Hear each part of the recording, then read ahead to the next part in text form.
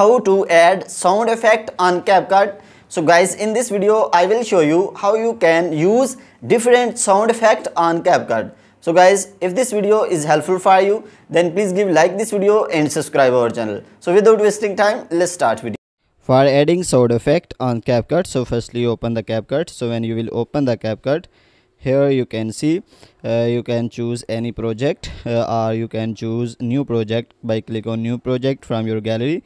So I am selecting my previous project. So after this when I will click on audio, so here you can see sound effect option. So click on sound effects. So after this here you can see different sound effect. So you can select any sound effect. So after selecting you can see add options. So click on add options. So in this way you can see sound effect is added. So if you want to remove some part of the sound effect or to minimize sound effect, so you can select by press and hold on the right side or left side.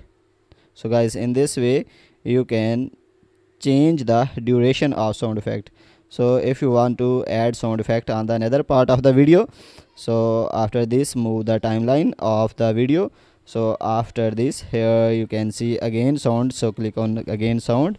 So after this when you will click on sound, here you can see sound effect, sound effects. So click on it and here you can choose any sound effect.